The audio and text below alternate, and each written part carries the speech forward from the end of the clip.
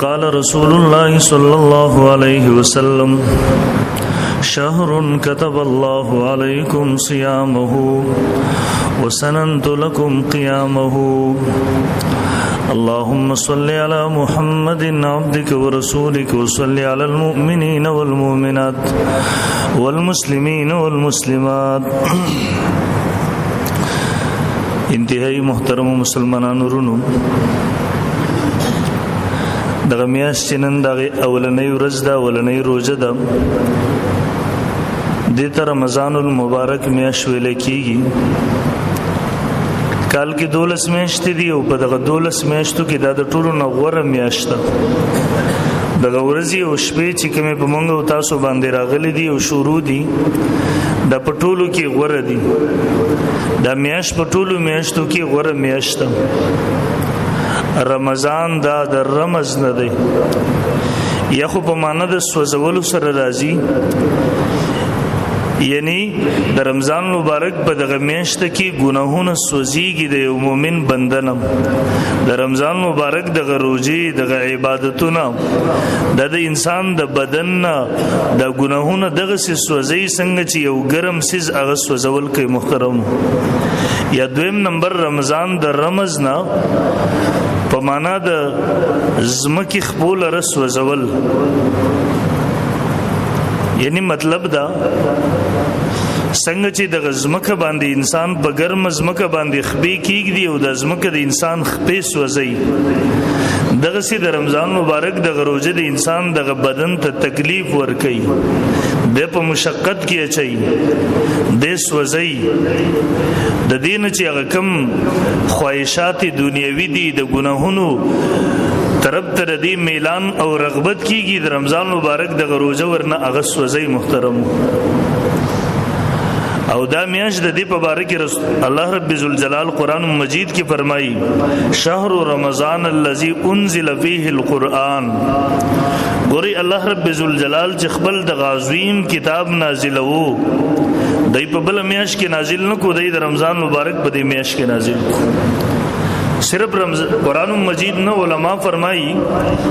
لکه روایت د واصله ابن اسقاء رضی الله تعالی عنہ هغه رسول الله صلی الله علیه وسلم نه نقل کړي، بحر المحیط کې د روایت موجود دی. د فرمایي څومره آسمانی کتابونه چې نازل شوي دي، رسول الله صلی الله علیه وسلم فرمایي هغه الله رب ذوالجلال په دغه مبارک کې په دغه مقدس میاشت کې نازل کړي دي. صحیفه د حضرت ابراهیم علیه السلام دا په یکم رمضان مبارک باندې الله رب ذوالجلال هغه ته ورکړي دي. دغه رنګي تورات الله رب ذوالجلال په شپږم رمضان باندې نازل کړي دي. انجیل الله رب ذوالجلال په 14 رمضان مبارک باندې نازل کړي دي. او قرآن مجید هم الله رب ذوالجلال په دغه میاشت کې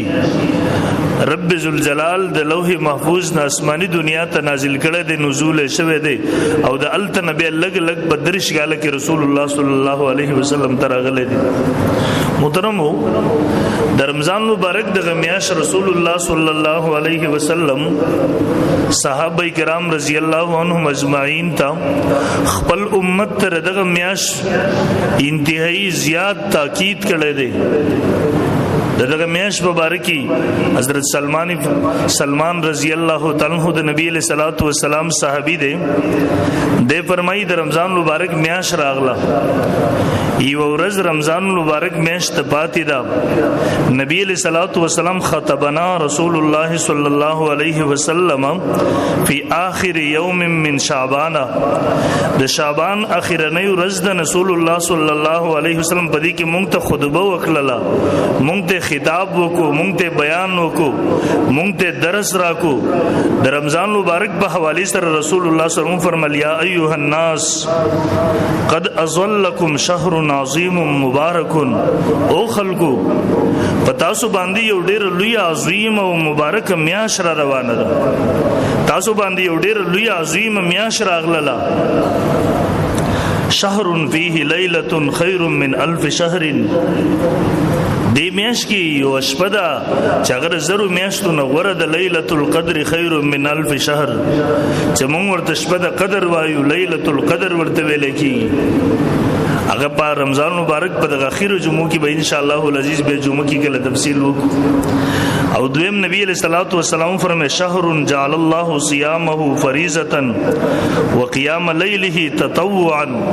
رسول الله صلی الله علیه وسلم فرمایل د دې میاشت روزي الله رب ذوالجلال پتا سو باندې پرس کړی دي.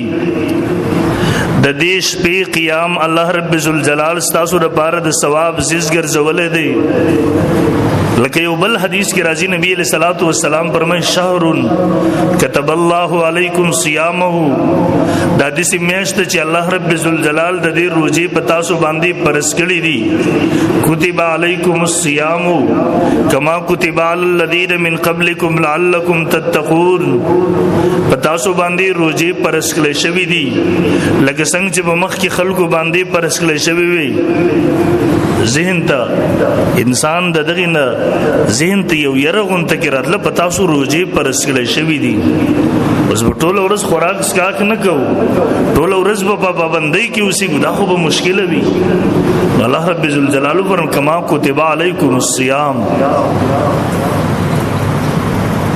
در تاسو نه مخکې خلکو باندې هم پرس کړی شوی وي، صرف په تاسو باندې دا تجربه ولزل نه ده. لعلکم تتقون دي کې د تاسو فائدې دي. جنت به حاصل کړي، جنت به پدې. او ردی میاش مبارک محترم رسول الله علماء فرمایي دا د نیکو سیزن دے سیزن. الله رب ذوالجلال فرمایي د دې رمضان مبارک د میاش مبارکي الصوم لي وانا اجزئ به. دا میاش زما د پاره د دې بدله به زور کو. تاسو ګورئ لوی اعمال دي، لوی عبادتونه دي. الله د نور عبادتونو په باره کې دا نه وایي چې د دې بدله به زور کوم. دا د رمضان مبارک دغه میاشت چې رب ذوالجلال فرمایي د دې بدله به زور کوم. بنده الصوم لي روزه زما د ټول عبادت د الله لپاره دي. علماء فرمایي د دې روزي تخصیص رب ذوالجلال ولې وکړو. علماء دا غیر پر ډیر وجوهات ذکر کړي. یو وجه دا ذکر کړي دا چې خوراک اسکاک نه کول دا د الله رب ذوالجلال صفت دی. الله خوراک نه کوي، اسکاک نه کوي. دې سيزونو الله رب ذوالجلال پاک دی، د انساني صفات دي. نه خو هغه خوراک ته ضرورت ستره نه خوراک کوي، نه اسکاک ته ضرورت. دا خو ټول عیبونه دي، دا خو نقص دی. والله د عیبونو نقصانونو نه پاک دی. نو بدی کې ګوره د الله رب ذوالجلال سره مشابهت لازم شودل دي. الله خوراک اسکاک نه کوي، بندگان هم په دې میاش کې ورځي خوراک اسکاک نه منع کړی شي بند شي. د دې وجه نه الله رب ذوالجلال په ملوانه اجزئ وی زبه بدل ورکوم. روزه زما د پاره دا او زبه بدل ورکوم. دویم نمبر علما فرمایي تاسو ته وګورئ دا بت پرست دي. دیو د خپل بوتانو د پاره ذبحم کوي دا غوي په نوم باندې. دیو دا غوي مخه د سجدې لګي. دیو دا غوي په نوم باندې نظر او نیاز هم کوي. دیو دا غوي په نوم باندې خیرات او صدقې هم کوي. لیکن د روزه یو داسې عمل دی کله به تاسو بت پرست نه کتلی، کله به تاسو د بت پرستو په باره کې دا نه اورېدلی چې بت پرستو خپل بوتانو په نوم باندې روزي نیولې دي.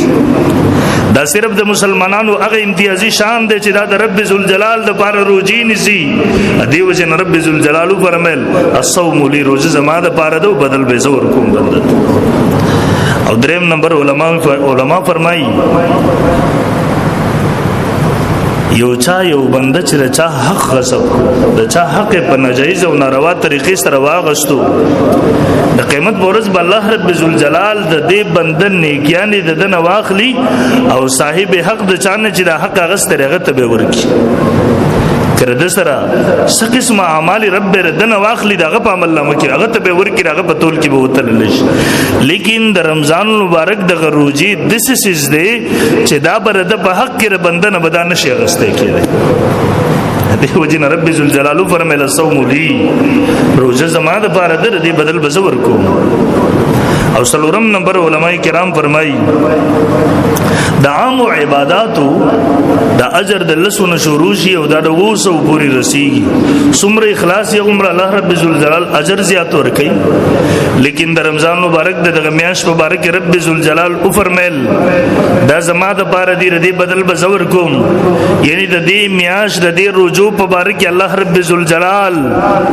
د خپل شاه نشان مطابق به بدلت اجر و بندت اجر ورکړي یعنی د خپل مکمل سخا اظهار بکړي تاسو ګورئ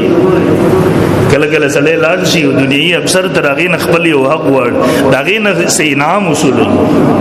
اوس دا انعام چې کوم افسر ته ورځي دا به د هغه د شان مطابق لیکن کله که ته د ملک صدر او وزیر اعظم ته ورغلی بیا به هغه انعام ډېر لوی اوس که ته یو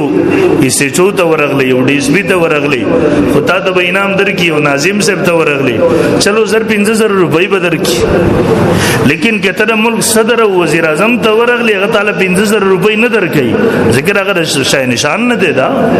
اوس که صدر تا ته 100 روپۍ 1500 مړه دا صدر دی مال 1500 روپۍ تاسو سره خي نو چې کله ال تور زه دا خبره بل کونو تور زیږي ذکر د بادشاہ شای نشان دا نه دا چې چاله 1500 روپۍ ورکړي هم دغه سي الله رب ذوالجلال فرمای دا روزه زما د پاره د دې بدل بزور کوم یعنی د دې اجر به رب ذوالجلال د خپل شای نشان مطابق راکې زموږ د ځان مطابق نه دی وجه الله رب ذوالجلال ځان ته نسبت وکړو او پنځم نمبر روزه کې انتهایی د صبر نه کار غوښتل تاسو ګورئ د دسترخوان وګړيږي قسمه نعمتونه ور باندې پراته وي لاس دیم کلاو د لاس دي چا تړل نه د سپابندي نشته د دنیا کې خو دې نعمتونو ته چې د الله حکم نه دی شوی اجازه نه شوی لاس نشي مخکې کېږي انتهایی د صبر نه کار غوښتل ویني او د صبر مبارک او قران مجید گواه دی زه په باندې قران مجید دغه مضمون ذکر کړی دی صبر کوونکو ته الله رب ذوالجلال به حد اجر او ثواب ورکړي دومره اجر او ثواب ورکړي چې راغي حد نه دی معلوم دې وجه نه رب فرمایل روزه زما د پاره د دې بدله بزور کوم او شپږم نمبر علما فرمایي د هر عبادت ظاهري شکل او صورت وي تاسو ګورئ مونږ کوو د دې ظاهري شکل او صورت شته دی یو څوک jihad کوي د دې ظاهري شکل او صورت شته دی یو څوک حج ته ځي عمره ته ځي ظاهري شکل او صورت شته دی یو څوک چاته پیسې ورکوي صدقه ورکوي ظاهري شکل او صورت شته دی د هر عبادت او د هر عمل ظاهري شکل او صورت شته دی په عبادتو کې صرف د روزه د دې ظاهري شکل او صورت نشته دی د دې وجه نه دا د ریا نم پاک ده ریا پکې نشته دی عثمان ازوک څه خبر دي روزه دې کې ریا نشته د ریا نه پاک کړ دیو جن رب ذوالجلال فرمایل دا خالص زما د پاره د دیو اجر او بدل به بنده تصور کو دغه رنګ محترمو نور علماء تفصيلات لیکلي دي او رسول الله صلی الله علیه وسلم فرمای ابو مسعود رضی الله تعالی عنہ راوی دی نبی علیہ الصلوۃ والسلام او فرمایل رمضان مبارک میاش سمر لوی د خیرونو میاش دی کی سمر نه اجرونه او ثوابونه الله بنده ته ور کوي کدا بندي مسلمانان دا بندگان په دې باندې خبر شو دیو به ارمان بکئی تمنا بکئی کاش پورا کال رمضان مبارک میں شوي روزوي کاش پورا کال هم دغه سره روزوي به صحابي پاسې دو ول الله رسول صلی مزید تفصیل را تر دې رجوع کا رمضان مبارک دغه میاشت وکا نبی علیہ الصلوۃ والسلام فرمایل اوګه حدیث ده ول پورا کال جنت خسته کول شي د رمضان مبارک د دې میاشت لپاره کله چې اولنې شپه ورځ د رمضان مبارک راشي د الله د عرش دلان دی او خصوصي صله او هوا و چلیږي په دې سره د جنت کې میونی دي کم بوټي دي کم میوه دي د دې هغه پانی هغه په خوځېدو باندې شي یو قسم आवाज شروع شي کله به تاسو کتلی په ونو کې ناسي صله راشي د پانی یو قسم خسته आवाज شروع کی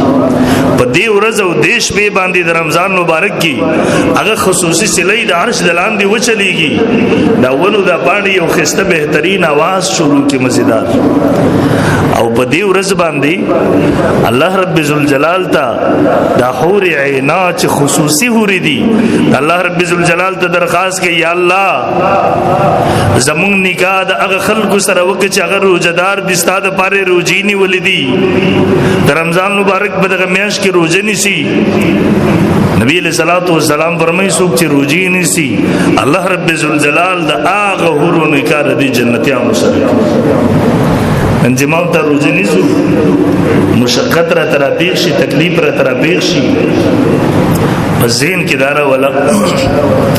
دنیا کې دی وسړي واده یې کنه او دی واده د پاره دې لګیا وی مړه په دې ورځ باندې ته پنځه من پیټه ور پسره وې مراوړي خوشاله ده په زور کې ده پیسې هم ګټي قرضونه هم راخلي ولی واده ده بل ورځ او بیا دی ګونم باندې که څومره تکلیف برداشت کی ګور دو درې ورځې خود ته ملګری زی راځي دوستان ورته زی راځي دی خوب هم نه کړه غریب هم دغه سی هغه د تکلیف احساس نه کیږي د هغه د لوګي احساس نه کیږي هغه د شوګری احساس نه کیږي دلته ذهن کې دارا ولا دغه هوري ناصر روزانه د یو هوري سره د تا نکاح کې الله رب العزت هغه هوري چې او یا جوړې به وی هوري اغوستي هغه د هرې جوړې رنگ به بدل وي د هرې جوړې رنگ به بدل وي خوشبوئی به جدا جدا وي د هرې هوري سره به او یا خادمان ور سره وي او دې ته چې کله خوراک ور پیش کول شي د هر خوراک به او یا قسمونه وي د هر قسم به او یا خوندونه وي هر یو خوند به د بل نه بدل وي کله چې دغه خوراک د جنتی کوي نو هر خوراک وسه یو خوراک وکړو دې پسې چې بل خوراک کوي دا پر دې نه خلګي بس دغه ذهن ته راولا روزانه د تا چې کله د روزي دا تقریب لګون ته کې لوګي زور درکې لګون ته کې تند زور درکې نو بیا دی وایا یو بالکل جنت د حور سره نکاح کول خو دغه سیاسان نه دي کنه هغه لږ تکلیف او مشقت خو برداشت کول غواړي او رسول الله صلی الله علیه وسلم فرمای ابو سعید خدری رضی الله تعالی عنہ راوی دی په دې اول شپه د رمضان مبارک باندې د جنت ټول دروازې کلاوش دا دروازې بیا د رمضان مبارک تر اخر ورځې پورې اخر شپه پورې نشي بندېږي دا کلاو وي او په دې ورځ باندې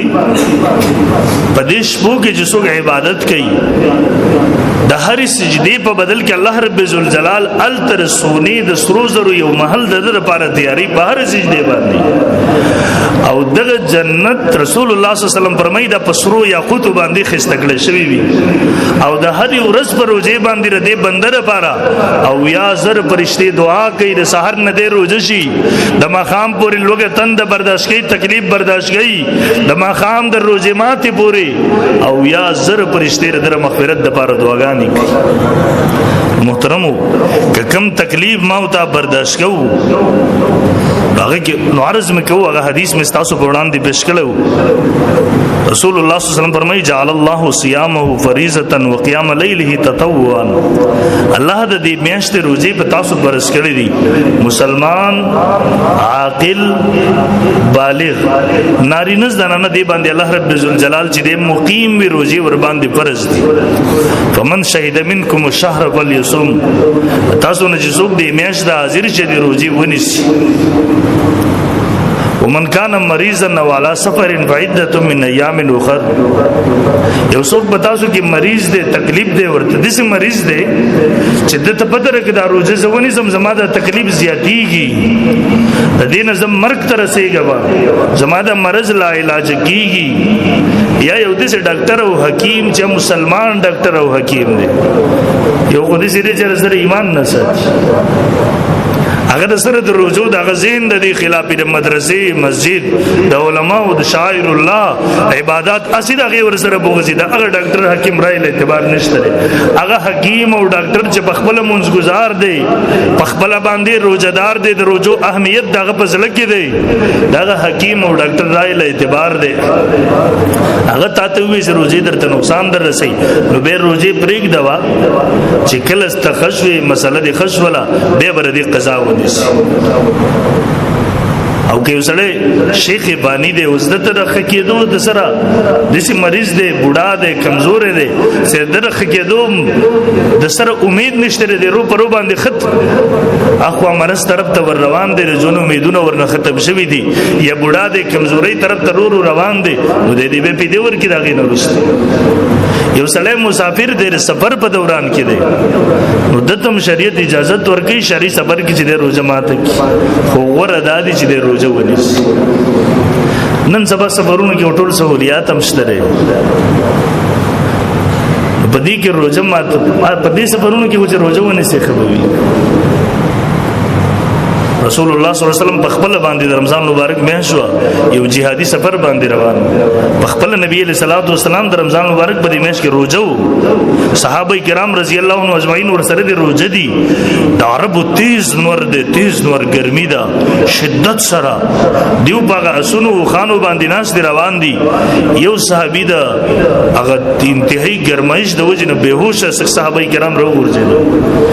نبی علیہ الصلوۃ والسلام دیو ته اجازه کړه ویل تاسو روزي نني سه اجازه ده درته سفر کیي لیکن دیو چې کاته ول نه د روزو د اجر او ثواب به نه ملاوي ځکه حدیث کې راځي نبی علیہ الصلوۃ والسلام پر من افطر یوما من رمضان من غیر رخصه ولا مرض لم يغزي صوم الدهر كله وانسامه کسره د رمضان مبارک د یو روزه پریګ دی پوره ژوند او ژوندۍ ته روزي ونی سره دی وی ورځي اجر او ثواب دینه شي حاصلول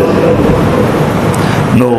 نبی علیہ الصلوۃ والسلام بیا راغی هغه صحابه چې کله هوش کړه ورته روزه ماته کې روزه نه ماتول نبی علیہ السلام د دیو لپاره خپل روزه ماته کړل چې وسه دیو ماته نور خپل نبی علیہ الصلوۃ والسلام په حالت د سفر کې روزه شوه د غره داده چې روزه ونیسو بعضی خلک دا پر منځ باندې قیاس کوي و یره په منځ کې دا اختیار نشته د منځ په دوه رکعات کې په سفر کې په حالت د سفر کې نو بیا رمضان مبارک روزه هم نه نسینه دا قیاس غلط دی ځکه د منځ مبارک د ام المؤمنین عائشه صدیقه رضی الله عنها روایت بخاری کې موجود دی سلور رکعات کې منځونه د اول دوه رکعات پر شوی دا دوه رکعات پر شوی بیا د سفر منځ په خپل حال باقی پاتې شو حدیث کې راځي او د حضر منځ هغه سلور رکعات شو نو د رمضان مبارک د سفر منځ د روزه پر سفر منځ باندې قیاس کول غلطه خبره ده او څنګه خلک چې هغه بس دې نه راوخلي ځان سره خوراکونه واخلي زئی چې بس روزه به وخورو د الله باندې څومره خیرونه دي ځان محروم دا خیرونه وتا ته بیا نه حاصلې بلامه ماته وې دې ته محترم خپ بیداری سره خپ خوشحالي سره خپ صحابه کرام رضی الله عنهم ما یو روایت کتو صحابه کرام تابعین شپږ میاشتې بچګل رمضان مبارک میاشت لاړه شپږ میاشتې باغوي خفغان کو خببو ول رمضان مبارک مقدس میاشت لاړه او چې بیا کله 15 میاشتې بعد شو بیا به د دې انتظار به کو د 15 میاشتې به رمضان مبارک ته په انتظار باندې تیرولې هغه میاش الله را روستي روز موږ تخبل ملامت کو نو محترم دا خطرناک خبره ده نو د دې میاش روزي الله په تاسو فرض کړی دي او د دې شپو عبادت رسول الله صلی الله علیه وسلم فرمایي وسننت لكم قیامه ګوردار مزید تاکید پر نبی علیہ السلام فرمایل وسنن زمون وای په ټولو کې زیات محبت په مخلوقاتو کې رچا سره ده رسول الله صلی الله علیه وسلم سره چا سره دی نبی علیہ السلام فرمایي دا ما تاسو لپاره سنت ګرځولې دا ما تاسو لپاره سنت ګرځولې دی نو که وس یو لایق امتی وي چې محبت اصل کې عشق وي هغه به کلم د دې پر خودو ته تیار نشي دا تاکید د پر نبی علیہ الصلوۃ والسلام فرمایل او دویم نمبر من تقرب فيه بخصلة کان کمن ادا فریضه فيما سواه چاچ پدی میاش کی نفل عبادت کو الله رب ذوالجلال به ورن په فرض باندې قبلای ومن ادا فریضه فی کان کمن ادا 70 فریضه فيما سواه پدی میاش کی چاہے اوپر عمل لو کو الله به ورن پاویا فرض باندې قبول کی ور دادسی د نیکو سے زنده یو نفل دی الله په فرض قبلای یو فرض دی الله پاویا فرض باندې قبلې پاویا فرض باندې دینه بل خسه ځن چرته دی تاسو ګوري دا ټیلران وی کنه دی وای موسم دی د شپې دی خوب نه کوي ناسي ګندل کوي د ورځې چرته ګندل دوه درې خوب کې باغی باندې اکتفا کوي خوب ورته د سترګې وګور سترګې را پړسېدلې سترې شوی د سره پر د دنیا نه سو پیسو د پاره نن د نیکو سیزن دی نن ما کتو شیخ الحدیث ابراهیم الله یوزی کې لیکلي د خپل اکابر حالات مولانا خلیل احمد سہارنپوری سے رحم الله په دې ورځ شپو کې برغه معمولی روزمات معمولی خوراک به وکړو د مسخوتن به معمولی خوراک وکړو ټول ورځ په دغه معمولات د لیکلو تصنیف د ذکر او اذکار د تلاوت او د عبادت ټول شپه ورځ په دې کې زموږ د اکابر وکړي بلکہ شیخ العین محمود الحسن رحم الله د ملټی جیل ته ذکر لاړو شیخ الاسلام مولانا حسین احمد مدنی رحم الله فرمای مونږ 15 کسانو ور شیخ رحم الله چې کله رمضان مبارک روزه را نږدې شو دومره زیات جړل ور زورته یو ځل را نږدې شو مورته شیخ تاسو ولې جړړې تکلیف دی ول ماته ویل چې نه تکلیف نه دی د یوې خبرې د وجه نه جړم ول مورته حضرت جی څه خبره ده ول ماته وی د رمضان مبارک میاشت راغله مونږ په جیل کې د مالټې د انګريز په سخت جیل کې د جنگ آزادۍ په وخت کې رمضان مبارک روزه را لمون د دشمن په جیل کې مونږ کې حافظ قرآن نشته دی دا اول رمضان دی اول روزه چې زمونږ نه بر قرآن ختم پاتې شي الماور ته ویل چې حضرت جی تاسو دعا وکړئ الله به تنظیم وکړي ان شاء الله ویل شیخ دعا وکړه ویل چې کله اول روزه راغله زبر سحر نه کېناستم ما به روزانه په باندې یو سپاره د ورځې حفظ کړله ماسختن ته مرتبه تراویح کې واوره ولا دلته د رمضان مبارک میاش ختم شول ته ما قرآن مکمل حفظ کو وامه ورو او شیخ الهند رحم الله بچ کله دلته ویل رمضان مبارک ختم بهم کو د دین علاوه حافظان به ځان تراوستیو هغه به په نوافلو کې ودرولو قرآن به ورنه ورېد ما ته دلته مې سر دې مونږ په ختم کې نو درې مونږ بمنډ چې حافظ سر ختم کې بس محترمونو د ختم من تیزیت ګوري تراویح جدا سنت بل جمعه ته به خبره کوم ان شاء الله او ختم جدا سنت دی زمون خلکو بازو غلط فهمي داوي بس ختم یو کو روزه ور تمام شنه نه روزه نه ماب کیږي ځان له سنت او بیا مخکې ما حدیث ټوله درته ویلا چې یو نفل په فرض یو فرض په یاو باندې نو څنګه چې نیکي ډبلېږي دغه څه ګناهونه هم ډبلېږي په دې وخت کې کته کوم ګناه کې هغه ګناه هم درته ډبلېږي خیال وساته دغه خبره په دې ورځو کې ګناه کول دا خطرناک خبره ده او رسول الله صلی الله علیه وسلم فرمایي او هو شهر الصبر دا د صبر میاشت ده والصبر ثوابه الجنه صبر دغه ثواب جنت دے صبر د دې ثواب د دې بدله جنت دے ورسنګ به صبر کو لوګه تند برازي صبر وکاو دغه څه بنه کو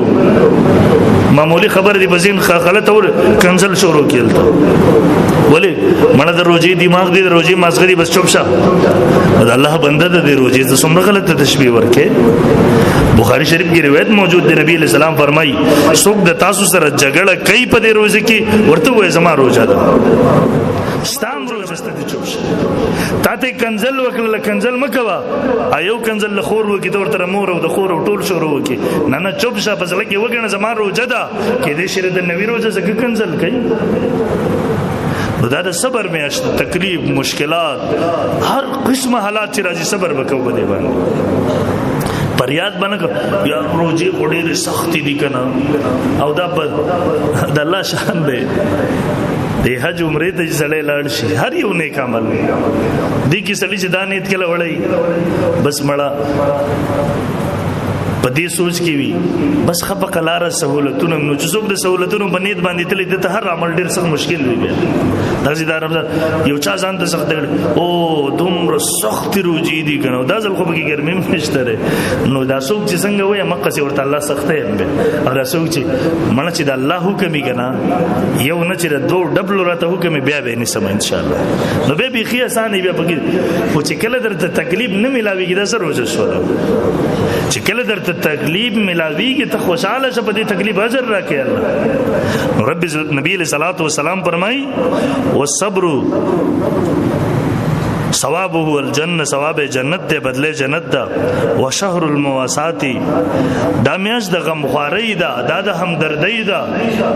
ګوره ما ته تلوګه ولګی دا، تند ولګی دا، ما ته به احساس وکړو د محله کې برا سره وسو وګي دی په ټول کال غریب د غزل وګه تیری وس به نه کیږي چې د دوټه مدرېټه مروټي وخوري. کار چې موتا په دې کې همدردی وکړه غسره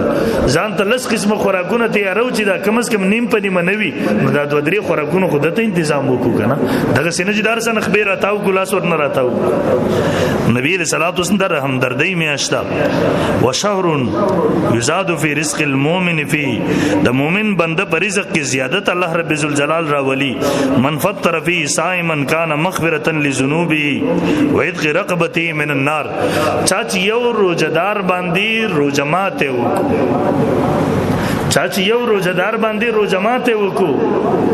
نو الله رب ذوالجلال با دا بردر لپاره د مغفرت ذریعہ وګرځيږي او الله به د سټ د جهنم د ور نه آزاد کی. ګوره په یو کس د روزماته وکړو تنظیم دی ورته برابر کو یو مست نو الله بستا سټ د جهنم د ور نه آزاد کی نه داغې نه بتا بری کې د جهنم د ور نه خلاصې بدرته درکی. او د دې روزدار چې څومره اجر الله د تور کې دغه اجر به تا ته درکې چې دا په روزماته وو. د عربو د جلال شي عربو کې د سخا ډیر زیات ډیر انتهایی د حد نه زیات دا عمل له دسترخوانونه به وړي ماشومان به تا بدلاس نه رسي راځم موږ سره روټي خو سم روټي می سم تنظیم یې کړی دغه څه ګپ شپ نه لګولې او د خپل وس مطابق چې موږ خپل گاوند کې خستا ډېرې ته نه درځي دا ضروري نه ده چې خپل بیٹه کې اجرې ته بوزي دغه کور ته ورولې کې خپل کور کې به خوراک وکي نغدي روپۍ ورل ورکې ځان له تنظیم وکا ځان ته غوخه راوړي دغه کور ته مرولېګا ځان ته چرګ راوړي دغه کور ته ورولېګا سبزي دي ځان ته راواغسته دغه سبزي دغه کور ته گاونډي د غریب کور ته مرولېګا چې الله درنه خوشاله شي. نو او نبی علیہ الصلوۃ والسلام فرمایي یو صحابي ته پوښتنه کوي الله رسول کړه چا وس نه کیږي به سو کی نبی علیہ الصلوۃ والسلام ورته فرمایل دا د کجوري وس کوي کیږي کنه یو کجوره په بل باندې وخره چې روزه په دې باندې ماتي الله بدر ترغه اجر او ثواب درکړي. او نبی علیہ الصلوۃ والسلام فرمایل وهو شهر اوله رحمه واوسطه مغفرة واخره عتق من النار. دا میاش اول عشره د رحمت ده، دویم لسرزي مغفرت ده، دریم لسرزي د جهنم نه د خلاصي دي. دغه په دغه کې د جهنم نه د خلاصي براءت کېږي رهایی ملاوي جهنميان ہوتا. او رسول الله صلی الله علیه وسلم من خفف عن مملوکه فيه غفر الله له واعتقه من النار. چا چې په خپل ما تحت باندې د خپل ما تحت سره د اسانۍ معامله وکا ورته ویل تر وځي ز چټي وکه خیر دې تاسو پیسې ملاوي یا کداغه نشي کولای په بوزه کې به تعال 10 غنټه د سره مزدور دی 10 غنټه به تا مهنت کوو چلو 15 غنټه کوو 3 غنټه کوو چا چې دا اسانی وکړه الله رب ذوالجلال با داغه سټ د جهنم د ور نه آزاد کړي ته برات ورکی. او رسول الله صلی الله علیه وسلم فرمایي واستكثروا فيه من 4 خصال. تاسو سلور کارونه پدې ما ته نبی علیہ السلام حکم کوي سلور کارونه زیات کوي پدې ماش کې. اول نمبر خصلتين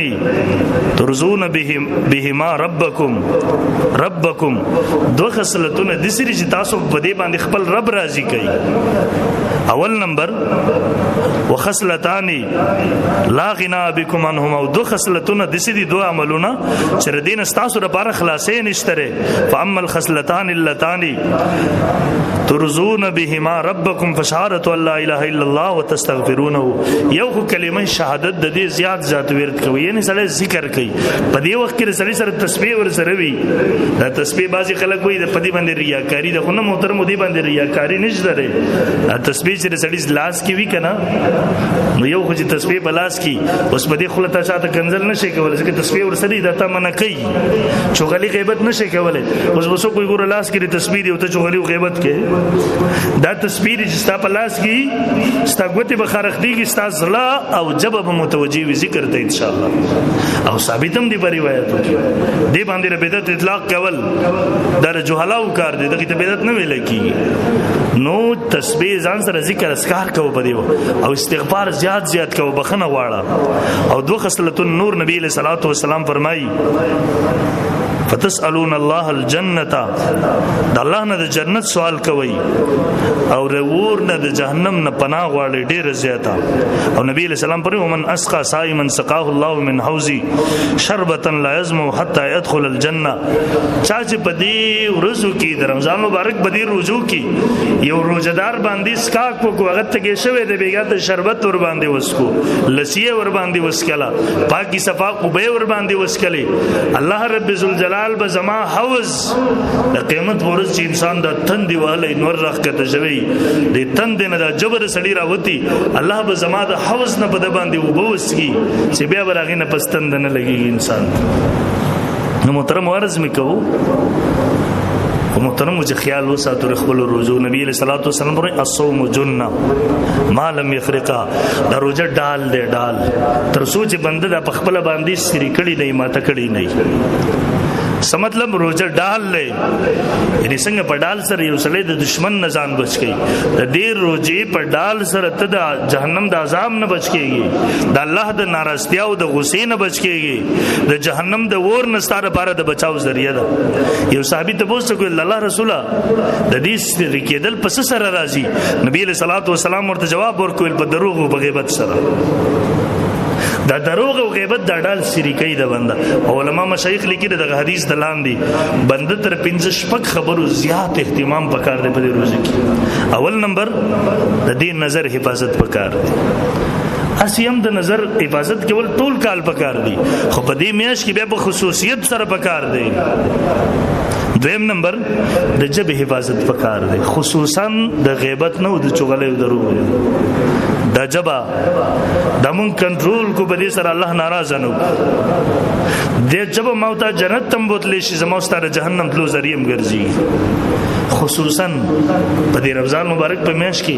ملګری بلا جمع شوی جمعات کې بلا جمع شوی د چا غیبت وکړي چا پسې خبري کوي چا پسې بد رد وای.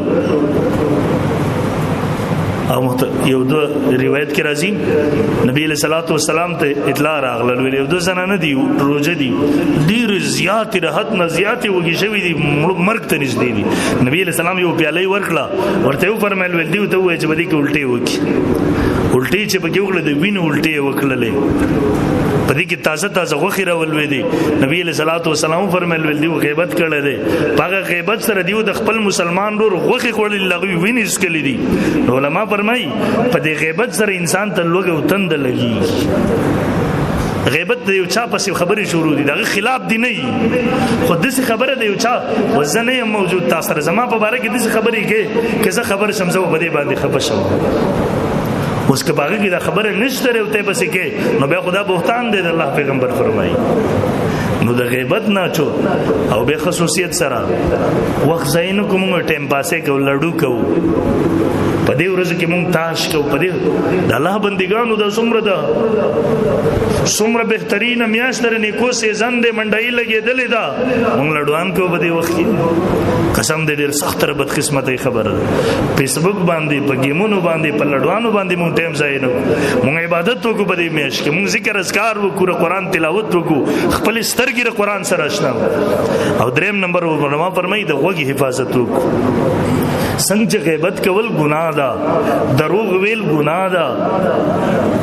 چغلی کول ګناه ده دغه سي دروغ اوریدل غیبت اوریدل چغلی اوریدلم ګناه ده. نو چې خپل وخت د دینم بچو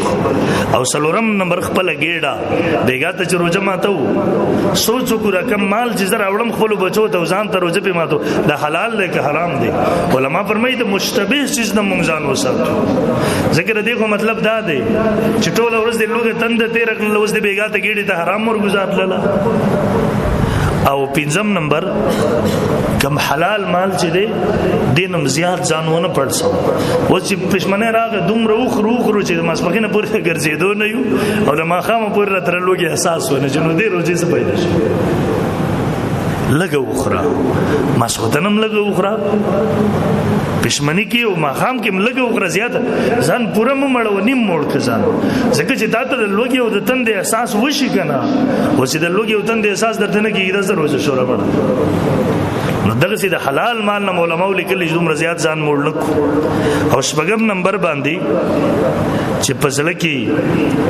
دا یری چې الله به قبول کی قبول به نه کی دغه سینه چې روزه مونږ به برې تاو چې بس اوس خو جنتیان شو لوی لوی عملونه انسانانو کې بیا پسله کې دا یره وی چې الله به قبولم کی قبول به نه کی محترم او د رمضان مبارک په دې میاشت کې دا ګوره یو علما فرمایي په دې کې دومره جسمانی فائدې دي کنه دومره جسمانی دا ګاډي تاسو کتلی کله کله د انجن خراب شي بور ورلو کې بور ازیاتی موبلین ته پاکو باسي د دې نوې قصه برابر شي بورې وکي دا یو میاش د مؤمن بنده د بدن بور کیږي بور مېده صحیح شوي د بدن هر اندام دې ته فائدہ ورورسي خدغه سینا چې اوس ما خام مونږ ولګي وزان بالکل مری پورې ډکو پښمنی امزان د مری پورې ډکو نو دا خو مکه بوزه کې دغه حال روزه کې دغه حال نو دې ته بس فائدہ وشي مولانا فیروز الفقار نقشبندی دامت برکاتو ملالی لیکي خپل واقع لیکي ما کته سو کال مخ کې مراغه یو کتاب کې کته هغه یو ډاکټر واقعي نقل کوي دغه ډاکټر دی یو تبلیغي جماعت والا سره ملاو شوی دی دیو سره خبره کوي دیوی کتل چې دی روزه دی نو به دیونه غالبا فرانس کې اوس ما د زین نه پوره خبره وتی را غالبا فرانس یا دی دیو سره خبرې اترې کوي ول تاسو ولې دې کوي دی ورته دا روزه ده هغه ورته مونږ ډاکټرانو په دې تحقیق کړی دی ریسرچ هم کړی دی چې د انسان د میده او بدن 12 میاشتې هم دقه سي جاری وي چلیږي او د انسان په دې کلمو کې او په دې بدن کې زهريله چربي جوړيږي په دې سره انسان ته کینسر لګي دی شي په دې سره بندتا ټي بي لګي دی شي قسمه خطرناک مرزونه انسان ته لګي او میده خو سم تباہ او بربادي دا یو میاش ډاکټر ورته وایي چې په میاش کې هر میاش کې 3 ورځې سړی دا روټین بدل کې په بدن باندې لوګه تند تیر کی یا په 12 میاشتو کې و میاشم دغه څه وکی نو هغه زیاتی چربي د ختميږي په دې سره هغه امراض د بدن نه ختميږي د انسان بدن ور سره صحیح شي هغه تبلیغي ملګرو ورته ویلا بل په ابتدار اسلام کې په هر میاش کې ایام 20 ورته ویل کېږي د اسلامي میاشت د 14 سوالسمه 15 دا روزي فرض وي خو د رمضان مبارک میاشت را لبه دغه فرضیت ختم شو ها سنت مستحب دي هغه چې واوري د هغه ډاکټر کلمه ویله مسلمان شو په دې باندې ول یقینا الله او رسول چې تاسو ته کوم حکمونه کړی دي کوم څه درته ویلي دی هغه یو هم د حکمت نه خالی نه دی هغه یو هم د فائدې نه خالی نه دی خو مونږ به محترمو د دنیوي فائدو د پاره نه کوو مونږ د الله د پاره کوو مونږ د الله حکم دی د رسول الله صلی الله علیه وسلم طریقه را دی وجنه به مونږ کوو ان شاء الله العزیز نو مونږ محترمو د خپل روزو خیال ساتو شپې به عبادت کوو په دغه کې ان شاء الله دویم یو اهم خبره کوم تفصیل به ان شاء الله ولز روانه جمعه ته وکم دا نقشې مستند ملاويږي کنه دلته تاسو معلومات وکي پته بدرته ملاو شي چې کم زینه کم نقشه مستند ده اوس ډیر اسانه ده په فیسبوک باندې ملاويږي دلته مستند نقشې شته ده دې په خبر زمون پیر طریقت رهبر شریعت شیخ الحدیث مولانا سید الله شاه صاحب دامت برکاتو مولانا نور علماء لویلی مفتی سید قمر صاحب دا وینه تصدیق شوه بعضی نقشې راغلي دي چې دا وی تیاری کړی دي هغه نقشې موږ د ځان سره کو خیال وکړو چې موږ روزم په دې سره بندو او موږ روزه ماتو هم په دې سره اذان ضروری نه دی اذان به کله بیٹه مشهور شنو ته ور سره روزه خرابې او زموږ دی علاقو کې خدا نور هم دي کنه بیان تاسو کې دلی هغه ظالمان بیٹه ما خام اذان شروع کی روزه ټولي تباہ او برباد کړي یاد ساته چې په دغه اذانونو باندې تا روزه ما تکل روزه خراب شو تباہ شو به ور دي قضا راوړي دي روزه نو خیال وساته چې ټیم نه دی داخل شوی په اذان سره هم تا روزه ما تکل روزه خراب شو نو د دې ډیر زیات اهتمام کو نقشې تنظیم کو ځان په هر اذان باندې مو روزه بندوي او مو روزه باغې باندې روزه انتظاری اذان بکی یو ټیم داخل شوی دی زه خوراک کوم نو روزه خو خراب شو ما خامغه ټیم نه داخل شوی اغه ځکه الله اکبر الله اکبر ما سو کاړه وسګله روزه می خراب شو لبدې نو چې اغه نقشونه مونږه تنظیم کو خپل ځان ته او دویم نمبر د شپې د تراویح شل رکعات لري تر رکعات هیڅ ثبوت نشته بل جمعه ته تاسو ته تفصیل کوم روایت درته پیش کوم اتر رکعات د شیعو مذهب دی مسلمانانو کې رچا مذهب نشته د رواني جمعه کې تاسو ته تفصیل وکم ان شاء الله او ګڼ احادیث روایت 285 روایت ور باندې بل کلمو مناظری ترجمه کړیو 285 روایت مرفوع موقوف مقطوع د اتر رکعات تهجد ستره تراویح نشته اسلام کې هیڅ ثبوت نه لري نو دین به خزان وساتي او نوجوانانو ته خپل وختونه قیمتي کې راشي خپل علماء خو ته کې نه نیکانو خو ته کې نه زمون تبلیغي ملګری دي دیو سره کې نه خپل وختونه قیمتي کوي سجده کوي په دې کې قرآن تلاوت کوي ذکر اذکار کې قیمتي کوي غیبت نه چغلۍ نه دوکې نه د پراډ نه اسی دې سم کوي چې خلیته تعالی او د روزي رته څه ثواب او اجر ملاوي چې مونږ پوره اهتمام مو ظلم ونه د چا حق ونه او په دې روزه کې ان شاء الله بل جمعه ته حدیث تاسو ته ویم ان شاء الله چې په دې میاش کې مونږ په الله رب ذوالجلال باندې خپل ځانو بخو نبی علیہ السلام خیره کړي د رمضان میاش راغله او د الله ځان ونه بخو نو چې خپل چا حق را سړي اول دا واپس ځکه جلد ژوند می په حرام باندې په حرام پیسو باندې او به رضان نلوي شیخ چلی بزرگ جوړ کوم ګیډي ترې حرام زی الله دې د روزي نه قبلای په دې درته مغفرت بولې دعاګانو نه کیږي پر دې حق واپس کا ظلم دې بچا سکړې بدلتي واړه چغلینا غیبت نه دروغ نه دوکې نه ظلم نه ځه دې څه ونه کو چې 50 روپو سیس په 100 روپو باندې خرج کو د خلکو ضرورت ته روزي نه پیدا سي لکه دوکه ونه کو به دې روزه کې خلک وخړې روړي نو قصابي لاندې شغل 100 روپو سیس په 200 باندې ورکړه او غلط دوکه کوي 2 نمبر سیس ورکي یادو ساتي د مسلمانانو د مجبوریانو نه غلطه فائدہ وصول اول اخرت کې خواسم تباہی بربادي دغه خلکو لپاره خو دنیا کې هم الله ضرور دی بدندتا د دې بدل ورکي ځکه چې ته د الله بندگانو سره روزدار د الله بندگان روزدار دي تور سره ظلم کې یقین وساته چې دغه ظلم بدل ته دنیا کې ملاويږي الله دې مونږ ټول تاسو ته رمضان مبارک دغه روزو اهتمام نصیب کړي او الله دې مونږ د هر قسمه ګناه نه وربکی وساتي